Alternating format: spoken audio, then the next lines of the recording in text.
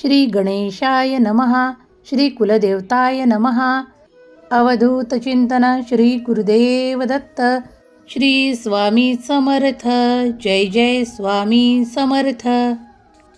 देव म्हणतात, माझ्या प्रिय बाळा, मी आज तुला जो काही संदेश देत आहे, जर तू हा संदेश शेवटपर्यंत ऐकण्यात यशस्वी ठरलास तर तुला येणाऱ्या भविष्याचे काही संकेत प्राप्त होतील आणि निश्चितच तू जर हे मार्गदर्शन आपल्या जीवनात उतरवशील तर तुला तो योग्य मार्ग देखील सापडेल.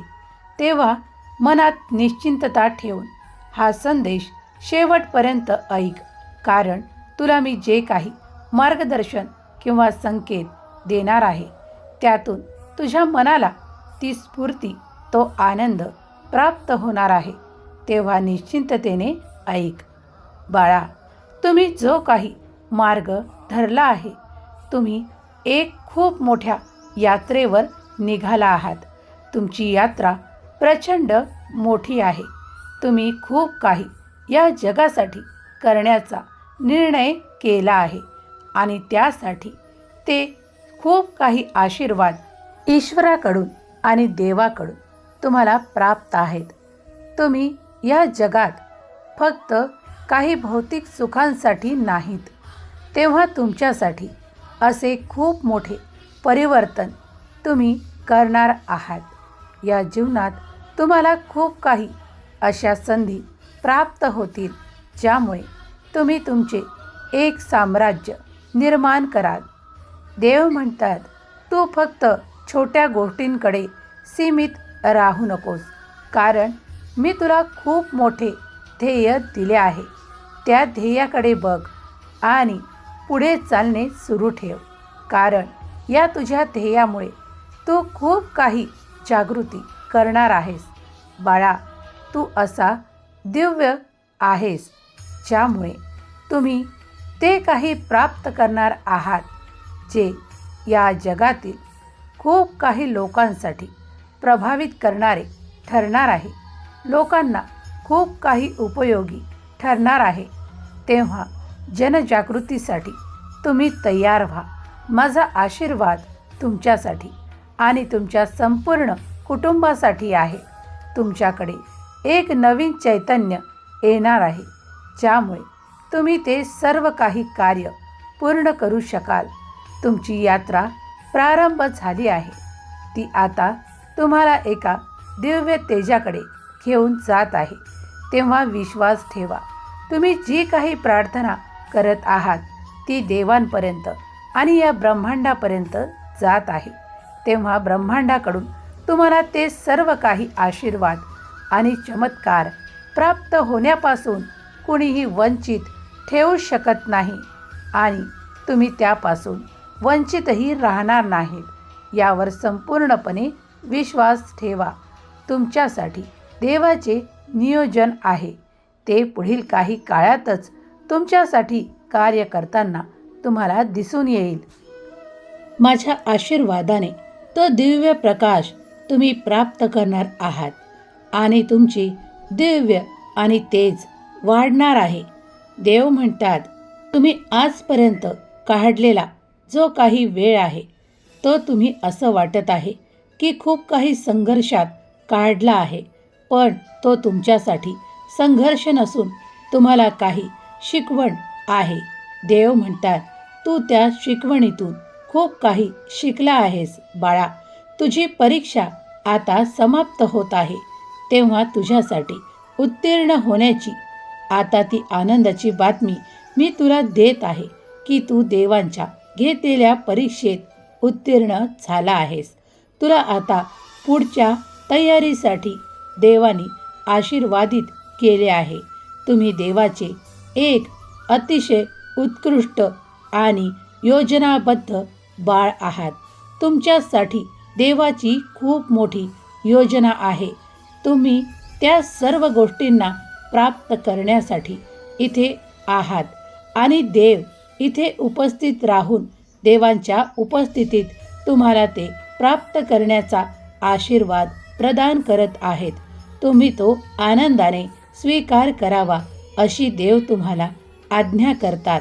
देव म्हणतात, माझ्या प्रिय बाळा, तुझ्याजवळ जे काही गुण आहेत आणि आणखीनही तू काही प्राप्त करू इच्छितो, त्यासाठी मी तुला आशीर्वाद देतो की पुढील काळात तुम्ही ते सर्व काही प्राप्त कराल. देव म्हणतात, तुझ्या या घेतलेल्या परीक्षेत तू जे काही पार केले आहे त्या तुझ्या खूप काही परीक्षा होत्या, पण तू त्या निर्धास्तपणे पूर्ण केल्या आहेत. तू घाबरला नाहीस, तू भिला नाहीस, तू भयाने ग्रस्त झाला नाहीस. याचेच हे उत्तर आहे की तू एक योद्धा आहेस. तू तुझ्या जीवनात ते पराक्रम प्राप्त करण्यासाठी जन्माला आला आहेस. देव म्हणतात, तू भिवू नकोस, मी सदैव तुझ्या पाठीशी उभा आहे.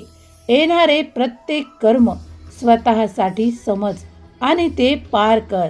देव तुला आशीर्वाद देऊन ते चमत्कार देऊ इच्छितात. या छोट्या मोठ्या आशीर्वादाने किंवा कुठल्याही प्राप्तीपासून तुला कोणी रोखू पाहू शकत नाही, कारण देवांची मर्जी आहे की तू त्यांचे आशीर्वाद प्राप्त करावे.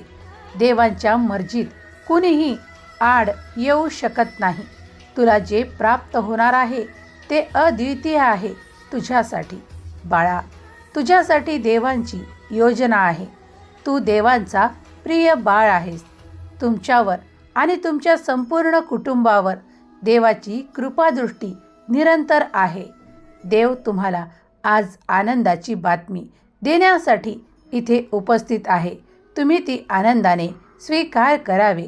आणि देव म्हणतात, जेव्हा तू माझ्याजवळ माझे नामस्मरण करत बसतोस तेव्हा मी तुझ्या अधिकच जवळ स्वतःला देत असतो आणि तू मला प्राप्त करत असतो.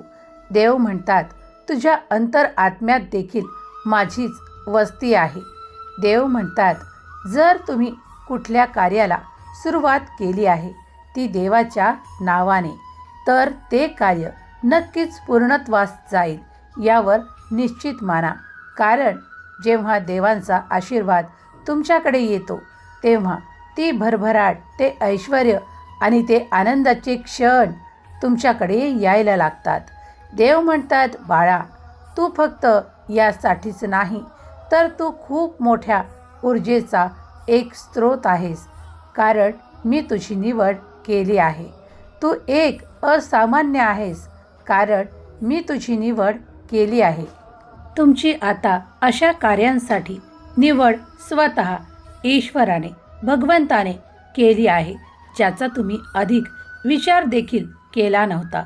आता तुमचे जे काही शत्रू आहेत ते तुमच्या कार्यापासून भयभीत राहतील आणि तुमच्यापासून नेहमीच लांब राहतील.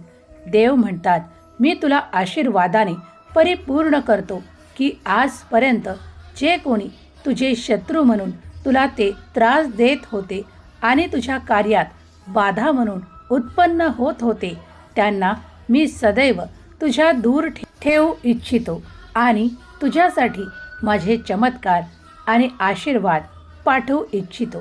तू माझा प्रिय बाळ आहेस. तुला मी त्या संघर्षात पाहू इच्छित नाही. जेव्हा तुम्ही खूप काही द्वेषापासून मुक्त व्हाल आणि सामान्य मनस्थितीने तुम्ही जेव्हा जे काही प्रयत्न कराल तेव्हा देव तुम्हाला ते भरघोस यश प्राप्त करून देतील. देव म्हणतात, आज जे कोणी तुझ्या विरोधात काही कार्य करत आहेत त्यांना मी ती योग्य समज देऊन त्यांना तो योग्य मार्ग दाखवणार आहे. तू निश्चिंत राहा आणि तू ईश्वराचे, भगवंताचे चिंतन कर, कारण या चिंतनामुळेच तू माझा प्रिय झाला आहेस. बाळा, तू मला तुझ्याजवळ अधिक प्राप्त करतोस जेव्हा तू मनापासून माझे स्मरण आणि नामस्मरण करतोस. देव म्हणतात, बाळा, भिवू नकोस, मी सदैव तुझ्या पाठीशी उभा आहे. या जगात फक्त ईश्वराचेच साम्राज्य आहे, भगवंताचेच साम्राज्य आहे. तेव्हा तुला भिवणाऱ्या आणि काही तुला त्रास देणाऱ्या त्या शक्तींना, त्या वाईट शक्तींना, त्या वाईट इच्छांना मी तुझ्यातून दूर नेत आहे, तुझ्यातून काढून घेत आहे. त्या नकारात्मक ऊर्जा आता तुला त्रास देऊ शकणार नाहीत यावर संपूर्णपणे विश्वास ठेव आणि माझे चमत्कार आणि आशीर्वाद तू प्राप्त कर, कारण तू त्यासाठीच माझा प्रिय बाळ आहेस. बाळा, मी तुझ्यावर माझ्या आशीर्वादांचा आणि प्रेमाचा वर्षाव करू इच्छितो. ते तू स्वीकार कर. तू आनंदी राहा, कारण तू जेव्हा आनंदी होतोस तेव्हा तुझे कार्य देखील संपन्न होताना कुणीही अडवू शकत नाही. कारण माझा आशीर्वाद तू आनंदित होतो तेव्हा प्रत्येक क्षणाला तुझ्या सोबत असतो, तुझ्या बरोबर असतो. तेव्हा बाळा, नेहमी आनंदित राहा.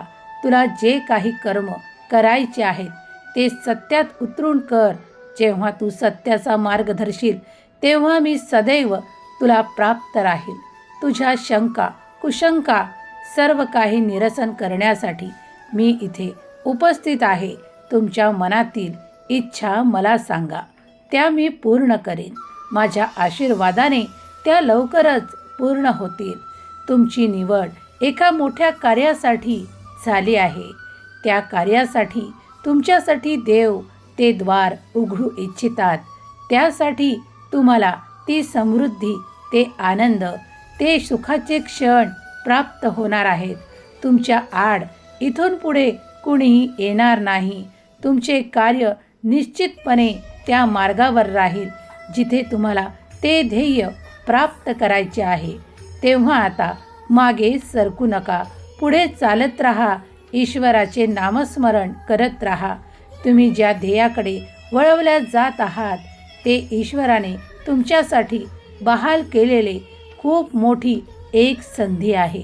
तेव्हा ती संधी न सोडता ईश्वराचे चिंतन करा. हे वर्ष अगदी तुमच्या मनाप्रमाणे तुम्हाला यशदायी ठरणार आहे. देव म्हणतात, आलेला काळ तुझ्यासाठी खूप काही घेऊन येत आहे. तुझ्यासाठी कितीतरी आनंदाच्या बातमी येतील. कितीतरी संधी चालून तुझ्याकडे येणार आहेत. त्या स्वीकारण्यासाठी मोठ्या मनाने आणि आनंदाने तयार राहा, सज्ज राहा, कारण ते सर्व काही तुमच्यासाठी होणार आहे. आता तुम्ही निश्चित असावे, देव तुमच्या पाठीशी सदैव उभे आहेत. तेव्हा चिंता करणे सोडावे, काळजी करणे सोडावे. निरंतर देवाचे ध्यान करावे, मनन करावे. देव म्हणतात, बाळा, कुठल्याही क्षणाला स्वतःला जर तू कमजोर समजत असशील तर माझा आशीर्वाद तुला बलवान करेल. तुला जर कुठल्याही क्षणी कोणती चिंता असेल तर माझा आशीर्वाद ती चिंता नष्ट करेल. बाळा, मी तुला असा बनवू इच्छितो जेव्हा तुला सर्वजण पाहू शकतील. त्या योग्य स्थानावर तू पोहोचणार आहेस. जरी आज तुला तुझी गती मंद वाटत आहे, तुला वाटत आहे की मी तर त्या प्रगतीच्या दिशेने हळूहळू चालत आहे, पण हीच गती तुला पुढे जाऊन खूप वेगवान वाटायला लागेल. कारण काळ बदलणार आहे, वेळ बदलणार आहे, सर्व काही परिस्थिती बदलणार आहे. तुम्ही जे काही नकारात्मक विचार करता ते सर्व काही या येणाऱ्या वेळेत विलीन होऊन तुम्हाला सर्व काही सुख, समाधान, आनंद प्राप्त करून देणारे ठरणार आहे. देवांवर संपूर्ण विश्वास करा. देवाच्या संदेशांवर विश्वास ठेवा. तुम्ही देवाचा दैवी संदेश ऐकत आहात. तुम्ही देवांवर प्रचंड श्रद्धा ठेवा. देव तुमच्या प्रत्येक इच्छा पूर्ण करोत. देव तुमच्यासाठी ते आनंदाचे क्षण वारंवार आणोत. देव तुमच्या प्रत्येक इच्छेचे तुम्हाला उत्तर देवोत आणि त्या इच्छा पूर्ण करोत. हीच श्री स्वामी माऊली चरणी प्रार्थना तुमच्या घरात ते सुख, समाधान, आरोग्य प्रदान करोत. हीच श्री स्वामी समर्थ चरणी प्रार्थना तुमचे सर्वांचे कल्याण हो. हीच श्री स्वामी समर्थ चरणी प्रार्थना. श्री स्वामी समर्थ. जय जय स्वामी समर्थ. श्री स्वामी समर्थ. जय जय स्वामी समर्थ.